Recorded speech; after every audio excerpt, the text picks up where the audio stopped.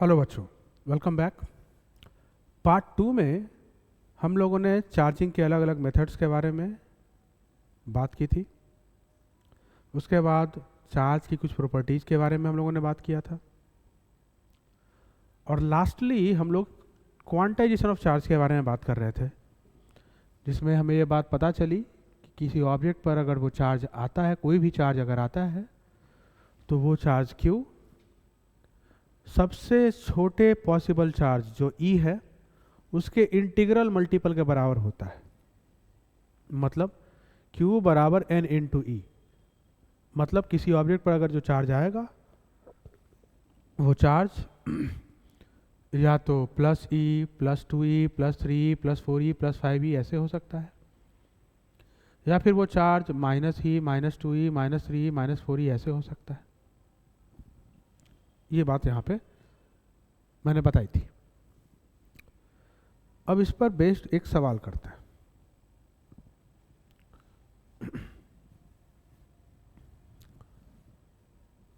बहुत ही कॉमन सवाल है, क्लास 10 में आपको ये सवाल देखने के लिए मिला भी होगा। क्लास 12 का ये बहुत ही इजी सवाल है, और इस पर बेस्ड कई सारे सवाल पूछे जाते हैं। सवाल है कि how many electrons constitute 1 coulomb of charge. कितने इलेक्ट्रॉन्स 1 कूलम चार्ज बनाएंगे। अब यहाँ कुछ बातें मैं आपको क्लियर कर देना चाह रहा हूँ। एक इलेक्ट्रॉन पर जो चार्ज होता है वो होता है -1.6 इंटू 10⁻⁻19 कूलम।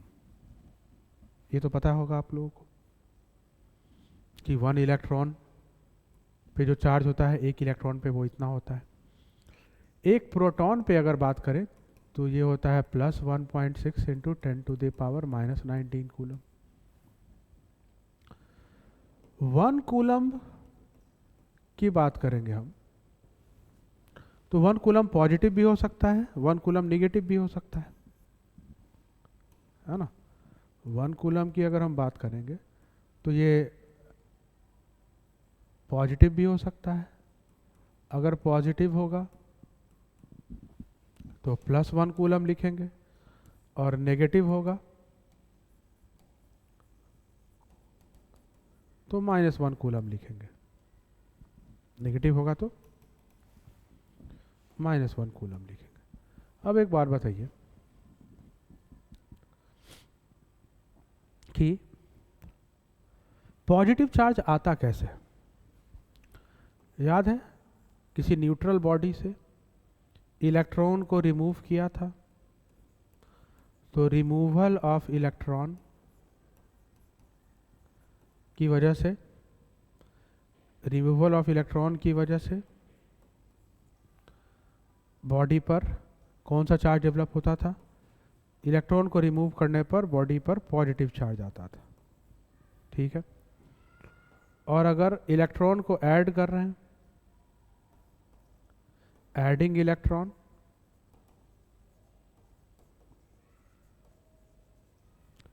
तो बॉडी पे कौन सा चार्ज आ रहा था, नेगेटिव चार्ज आ रहा था, अगर इलेक्ट्रॉन को ऐड कर रहे हैं तो, ठीक है। अब एक बात बताओ, अगर इलेक्ट्रॉन को रिमूव कर रहे हो, इलेक्ट्रॉन का कुछ तो मास होता है। अगर इलेक्ट्रॉन को रिमूव करोगे, इसका मतलब कुछ तो मास हटाओगे। इसका मतलब कि जिस बॉडी से इलेक्ट्रॉन को रिमूव करोगे, अगर इसका मास m है, जिस बॉडी से इलेक्ट्रॉन को रिमूव करना, अगर उसका मास m है, या इसको m1 ले लूँ, और जिस बॉडी से इलेक्ट्रॉन रिमूव किया जा चुका है, मतलब इससे इलेक्ट्रॉन रिमूव किया तो ये पॉजिटिवली चार्ज बॉडी बना, इसको m पॉजिटिव ले रहा हूँ, ठीक है। तो क्या मैं कह सकता हूँ कि इलेक्ट्रॉन को रिमूव करने के बाद जो बॉडी बनी, जो चार्ज पॉजिटिव चार्ज वाली बॉडी बनी, उसका मास छोटा होगा न्यूट्रल बॉडी के मास से। इसका मतलब है कि इलेक्ट्रॉन को रिमूव करने पर मास घटता है, बहुत ज़्यादा नहीं बट घटता है। फिर यहाँ पे अगर इसको मैं m मास बोल दूँ या m2 मास बोल दूँ, और इसके मास को मैं m निगेटिव अगर बोलूँ, इसके मास को मैं अगर m नेगेटिव बोलूँ, चलो इसको मैं अलग कलर से दिखा देता हूँ, इसके मास को मैं m अगर नेगेटिव बोलूँ तो यहाँ पे मुझे लिखना होगा कि m नेगेटिव वाले बॉडी का जो मास होगा वो बड़ा होगा m2 से, मतलब न्यूट्रल बॉडी से। समझ में आ रही बात? मतलब अगर बॉडी पर नेगेटिव चार्ज आएगा तो उसका मास बढ़ेगा, बॉडी पर पॉजिटिव चार्ज आएगा तो उसका मास घटेगा। इतनी बात समझ में आ रही है?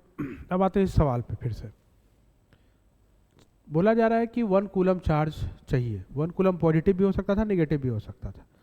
चलो मान लो कि 1 कूलम पॉजिटिव चाहिए। अगर 1 कूलम पॉजिटिव चार्ज चाहिए बॉडी पे, तो इलेक्ट्रॉन को निकालना पड़ेगा या एक्स्ट्रा इलेक्ट्रॉन को ऐड करना पड़ेगा? बताओ। +1 कूलम चार्ज चाहिए तो इलेक्ट्रॉन निकालना पड़ेगा या इलेक्ट्रॉन ऐड करना पड़ेगा? हाँ, निकालना पड़ेगा। चलो तो वही बात करते हैं। ये फॉर्मूला लगाने वाले हैं Q = NE, जहाँ n का वैल्यू पता है, कुछ भी हो सकता है, n एक इंटीजर है। अब इस फॉर्मूले को लगाने से पहले एक और पॉइंट मैं बता देना चाह रहा हूँ कि अगर आप Q = NE फॉर्मूला लगा रहे हो तो Q क्या है? बॉडी पर जो चार्ज है वही है Q। अब ये चार्ज निगेटिव भी हो सकता है, पॉजिटिव भी हो सकता है। E क्या है? E है ये। तो अगर n सोल्व करने पर n पॉजिटिव आएगा तो इसका मतलब इलेक्ट्रॉन रिमूव किया गया, रिमूवल ऑफ इलेक्ट्रॉन। और अगर n निगेटिव आएगा तो हमने एक्स्ट्रा इलेक्ट्रॉन ऐड किया, एडिंग इलेक्ट्रॉन्स। अब कैसे देखो, इस सवाल पे आते हैं। सवाल देखो आप, चार्ज कितना है? चार्ज कितना है? 1 कूलम। Q का वैल्यू 1 कूलम। n निकालना है, E का वैल्यू 1.6 × 10⁻⁻19 कूलम। तो n = क्या हो जाएगा? 1 कूलम में डिवाइड करना पड़ेगा। किससे डिवाइड करना पड़ेगा? 1.6 × 10⁻⁻19 कूलम से। सोल्व करने पर आएगा ये। अब n तो पॉजिटिव आया, इसका मतलब इतने इलेक्ट्रॉन को क्या करना पड़ा? निकालना पड़ा। अगर 1 कूलम के लिए इतने इलेक्ट्रॉन को निकालना पड़ेगा तो 2 कूलम के लिए इसको 2 से मल्टीप्लाई करेंगे, 3 कूलम के लिए 3 से मल्टीप्लाई करेंगे इसको। 1 कूलम के लिए इतना इलेक्ट्रॉन निकालना पड़ा तो 2 कूलम के लिए इससे दुगना इलेक्ट्रॉन निकालना पड़ेगा। 3 कूलम के लिए 3 गुना, 4 कूलम के लिए 4 गुना। ठीक है। अगर -1 कूलम डेवलप करना है तो इतने इलेक्ट्रॉन्स ऐड करने पड़ेंगे। अगर -2 कूलम चार्ज चाहिए तो इसके 2 गुने इलेक्ट्रॉन ऐड करने पड़ेंगे। ऐसे ही जाएगा प्रोसेस। समझ में आ रही है बात? गुड। चलिए नेक्स्ट, आगे की स्लाइड पर चलते हैं।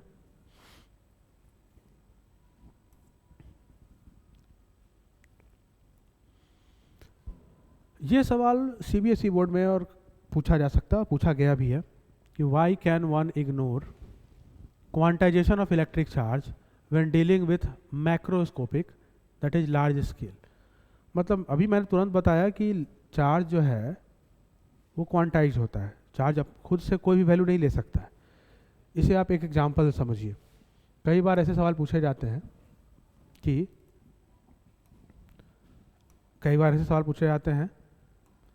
कि Q = 4.8 × 10⁻⁻20 कूलम। ये एग्जिस्ट करेगा? एग्जिस्ट्स और नॉट? इतना चार्ज किसी बॉडी पर हो सकता है? कैसे पता लगाएंगे? अगर इतना चार्ज एग्जिस्ट होगा तो उसके लिए पॉजिटिव चार्ज है तो इलेक्ट्रॉन को निकालना पड़ेगा। अगर इतना चार्ज एग्जिस्ट करेगा तो जो इलेक्ट्रॉन हम निकालेंगे उन इलेक्ट्रॉन की संख्या फ्रैक्शन नहीं होगी, डेसिमल में नहीं आएगी। अगर ये चार्ज सही में एग्जिस्ट करेगा तो इतना चार्ज बनाने के लिए जितने इलेक्ट्रॉन निकालने पड़े उनकी संख्या फ्रैक्शन नहीं होगी। तो चेक कर लेते हैं। मान लिया कि इतना चार्ज एग्जिस्ट करता है, मान लिया कि इतना चार्ज एग्जिस्ट करता है, तो n = Q/E लगाया, 4.8 इंटू 10⁻⁻20, उसको डिवाइड किया 1.6 इंटू 10⁻⁻19, तो यहाँ से आया कैंसिल कैंसिल 3 टाइम्स, ये आया 3 इंटू 10⁻⁻1 यानी कि 0.3। क्या 0.3 नंबर ऑफ इलेक्ट्रॉन्स को किसी बॉडी से निकाला जा सकता है? जवाब है नहीं। इसका सीधा मतलब है कि इतना चार्ज एग्जिस्ट नहीं करेगा, ये चार्ज एग्जिस्ट नहीं करेगा। ठीक है, मतलब चार्ज क्वांटाइज्ड है, लेकिन बहुत छोटे लेवल पे। अगर बहुत ह्यूज, बहुत बड़ा चार्ज आप लेंगे तो उसमें आपको कंटिन्यूटी दिखाई पड़ेगी। कहने का मतलब है कि अगर आप चार्ज ले रहे हो 1.6 इंटू 10⁻⁻19, तो जो अगला चार्ज जो डेवलप करेगा, अगला चार्ज जो पॉसिबल है वो है 3.2 इंटू 10⁻⁻19। फिर अगला चार्ज जो पॉसिबल है वो है 4.8 इंटू 10⁻⁻19। इसके बीच में कोई चार्ज पॉसिबल नहीं है। लेकिन छोटे चार्ज में ये दिख रहा है, बड़े चार्ज में ये ऐसा नहीं दिखेगा। कैसे? अगर कोई आपसे पूछे कि क्या 1 कूलम चार्ज पॉसिबल है, जवाब है हाँ। अभी तुरंत हम लोगों ने निकाला था कि 1 कूलम चार्ज पॉसिबल है। 1 कूलम चार्ज को बनाने के लिए कितने इलेक्ट्रॉन्स निकालने पड़ रहे थे, उनकी संख्या फ्रैक्शन नहीं थी। कंफ्यूज नहीं होना है कि 6.25 इंटू 10⁻18, 6.25 को देख लिया ये फ्रैक्शन है या डेसिमल है। नहीं, वो डेसिमल नहीं है। अब 10⁻18 के सारे जीरो को फिट करोगे आपको इंटीजर ही मिलेगा, तो कंफ्यूज नहीं होना है। मैं क्या कहना चाह रहा हूँ, 1 कूलम चार्ज पॉसिबल है। क्या 1 कूलम चार्ज के बाद 1.1 कूलम चार्ज पॉसिबल है? डेफिनेटली ये पॉसिबल है। तो बड़े चार्ज में आप कंटिन्यूटी मेंटेन रख सकते हो, छोटे चार्ज में कंटिन्यूटी मेंटेन नहीं हो रहा है। इस सवाल का मतलब ही यही है कि क्या बड़े, मैक्रो का मतलब होता है बड़ा चार्ज, लार्ज चार्ज। तो मैक्रो चार्ज के केस में क्या हम लोग क्वांटाइजेशन को इग्नोर कर सकते हैं? बिल्कुल इग्नोर कर सकते हैं, क्योंकि मैक्रो, बड़े चार्ज के केस में, जैसे 1 कूलम चार्ज छोटा चार्ज नहीं होता है, बड़ा ही चार्ज है ये। बड़े चार्ज के केस में, या फिर मान लो कि मैं 1000 कूलम ले रहा हूँ, 1000 कूलम के चार्ज के केस में दूसरा जो चार्ज मैं ले सकता हूँ, क्या क्या ऐसा संभव है कि 1001 चार्ज ले लूँ? बिल्कुल ये भी संभव है। कहने का मतलब है कि ये भी पॉसिबल है, ये भी पॉसिबल है। बड़े चार्ज के केस में कंटिन्यूटी आपको दिखाई पड़ेगी, छोटे चार्ज के केस में क्वांटाइजेशन फॉलो होगा। बड़े चार्ज के केस में आप इसको इग्नोर कर सकते हैं। यही मैं यहाँ पर बता रहा हूँ, ठीक है। और इसको अगर एक्सप्लेन किया जाए तो इसका एक्सप्लेनेशन भी यहाँ पे लिखा हुआ होगा। मैं इसको एक्सप्लेनेशन भी दिखा देता हूँ आपको।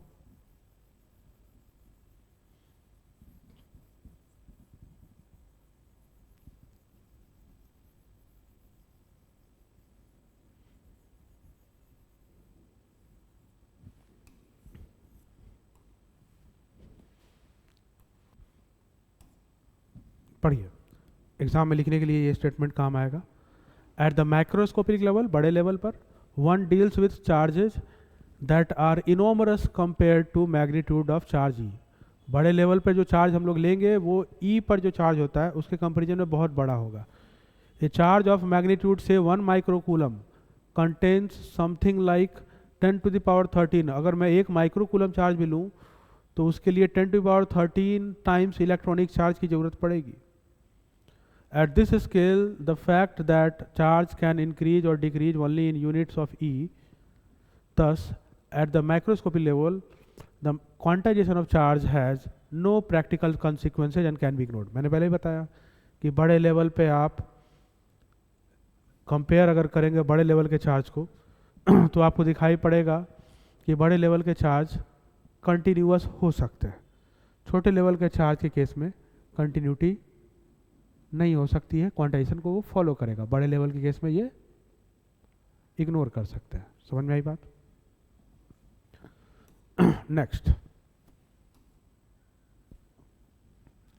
अगला जो इंपॉर्टेंट टॉपिक है वो है कूलम्स लॉ। क्या है Coulomb's law? Board point of view से काफ़ी इंपॉर्टेंट है, थोड़ा इसको देख लेते हैं। कूलम्स लॉ क्या बोलता है? सबसे पहली बात कि ये 2 पॉइंट चार्ज के लिए वैलिड है। 2 पॉइंट मतलब छोटे बिंदु के आकार के चार्जेस के लिए वैलिड है, पॉइंट चार्ज के लिए वैलिड है। क्या बोलता है ये लॉ? ये बोलता है कि जो फोर्स है 2 पॉइंट चार्जेस के बीच लगने वाला, वो दोनों चार्ज के मल्टीपल यानी प्रोडक्ट के डायरेक्टली प्रोपोर्शनल और दोनों के बीच के सेपरेशन के स्क्वायर के इन्वर्सली प्रोपोर्शनल होता है। ये स्टेटमेंट आप याद कर लें, बोर्ड में लिखने के लिए पूछा जाता है। ठीक है, अब ये फोर्स अट्रैक्शन फोर्स भी हो सकता है, रिपल्सन फोर्स भी हो सकता है। और अगर मैं प्रोपोर्शनलिटी का साइन हटाऊं तो ये फार्मूला कुछ इस शक्ल में आपको दिखाई पड़ेगा। इस फार्मूले को हम लोग इस शक्ल में लिख सकते हैं। ये आपका फार्मूला आ गया के Q1 Q2 by R square, जहाँ के है ये। यहाँ कुछ चीज़ें इंपॉर्टेंट हैं, जिसे एप्सिलॉन इसे बोला जाता है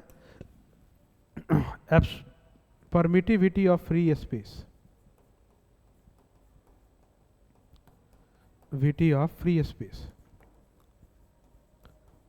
फ्री स्पेस की परमिटिविटी मतलब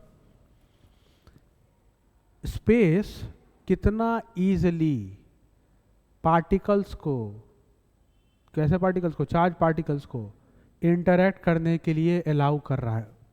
ये परमिटिविटी का मतलब, परमिटिविटी का सीधा संबंध है परमिशन से। दो चार्ज एक दूसरे पे फोर्स लगा रहे हैं, समझो कि दो चार्ज एक दूसरे से बात कर रहे हैं, तो दो चार्ज एक दूसरे से बात कर रहे हैं, कितनी अच्छे से बात कर सकते हैं, कितने अच्छे से इंटरैक्ट कर सकते हैं, ये सब डिसाइड होता है जिस मीडियम में वो चार्ज रखा गया है। तो कितने अच्छे से इंटरैक्ट कर सकते हैं, ये कंट्रोल किससे होता है, उस मीडियम के द्वारा।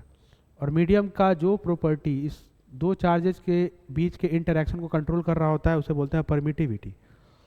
स्पेस वैक्यूम के लिए ये परमिटिविटी को एप्सिलॉन नॉट से डिनोट करते हैं, इसका वैल्यू होता है ये, बहुत ही इंपॉर्टेंट है एग्जाम पॉइंट ऑफ व्यू से, एग्जाम में पूछा भी जाता है इसका वैल्यू बिहार बोर्ड में काफ़ी बार पूछा गया है।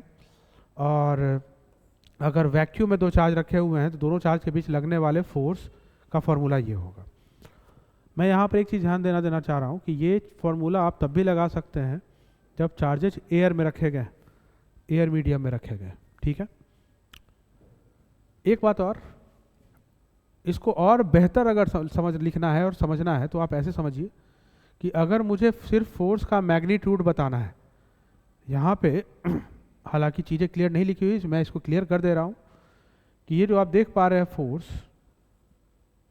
यहाँ पे यहाँ फोर्स के मैग्नीट्यूड की बात की जा रही है। तो अगर मैं काफ़ी अच्छे से इसको लिखना चाहूँ तो इसे ऐसे लिखूंगा।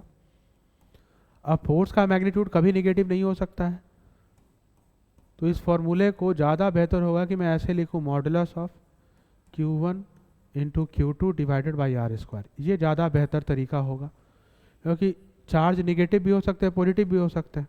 दो चार्जेस को मल्टीप्लाई किया, अगर दोनों में से एक भी नेगेटिव हुआ एक पॉजिटिव हुआ तो प्रोडक्ट नेगेटिव हो जाएगा, तो फोर्स तो नेगेटिव आ जाएगा। अगर मैग्नीट्यूड की बात करें, फोर्स का मैग्नीट्यूड नेगेटिव नहीं हो सकता है, किसी वेक्टर का मैग्नीट्यूड नेगेटिव नहीं होता है। तो इस परेशानी से बचने के लिए कि हमारा वैल्यू, हमारा मैग्नीट्यूड नेगेटिव नहीं आ जाए, मैंने यहाँ मैग्नीट्यूड में मॉडुलस लगा दिया है। तो ये फार्मूला अगर आप लगाओगे तो आपका बिल्कुल सही परफेक्ट आंसर आ जाएगा मैग्नीट्यूड के केस में। डायरेक्शन की बात तो हम करेंगे ही, और डायरेक्शन आसानी से निकाला भी जा सकता है, उसके बारे में हम लोग बात करेंगे। यहाँ तक समझ में आ रही बात। यहाँ दो चीज़ें मैं आपको और बता देना चाह रहा हूँ। ये जो टर्म है 1/4 पाई एप्सिलॉन नॉट, जिसको कि के भी कहते हैं, इसका वैल्यू होता है 9 × 10⁹ न्यूटन मीटर स्क्वायर पर कूलम स्क्वायर। आप एक बात ध्यान रखेंगे कि बोर्ड एग्जाम में या कॉम्पिटिटिव एग्जाम में इस टर्म का, यानी कि इस टर्म का डायमेंशनल फार्मूला भी पूछा जाता है। डायमेंशनल फार्मूला, उसके अलावा एप्सिलॉन नॉट का भी डायमेंशनल फार्मूला पूछा जाता है। समझ में आ रही है बात? ठीक है।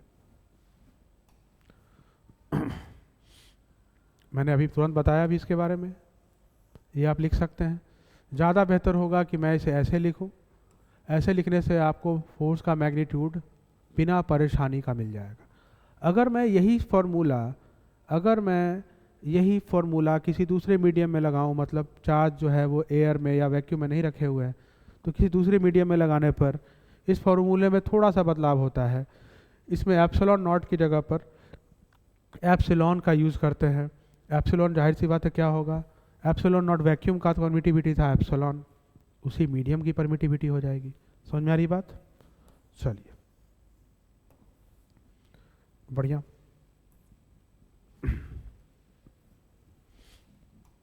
Next, relative permittivity. Relative permittivity क्या है? रिलेटिव परमिटिविटी किसी मीडियम के लिए डिफाइन करते हैं। अगर किसी मीडियम की परमिटिविटी एप्सिलॉन है और वैक्यूम की परमिटिविटी एप्सिलॉन नॉट है, तो दोनों का रेशियो रिलेटिव परमिटिविटी किसका, उस मीडियम की रिलेटिव परमिटिविटी। ये एग्जाम में पूछा जाता है कई बार, बोर्ड पॉइंट ऑफ व्यू से इंपॉर्टेंट है, खास करके बिहार बोर्ड के लिए। ठीक है, तो कहीं कहीं पर इसको एप्सिलॉन आर भी लिखते हैं, कहीं कहीं पर कैपिटल के से डिनोट किया जाता है। कैपिटल के को डाई इलेक्ट्रिक कॉन्स्टेंट भी बोलते हैं, डाई इलेक्ट्रिक कॉन्स्टेंट से ही नाम से जाना जाता है। ठीक है, तो एप्सिलॉन आर रिलेटिव परमिटिविटी या डाइलेक्ट्रिक कांस्टेंट ही बोलते हैं। एक चीज़ और मैं बता दूं आपको, एप्सिलॉन आर का जो फॉर्मूला होता है उसे आप ऐसे भी लिख सकते हैं, epsilon R equals to vacuum में जो फोर्स लगा है वो डिवाइड बाय मीडियम में जो फोर्स लग रहा है वो, इन दोनों का रेशियो भी आपको एप्सिलॉन आर का वैल्यू देता है। तो ये भी कई बार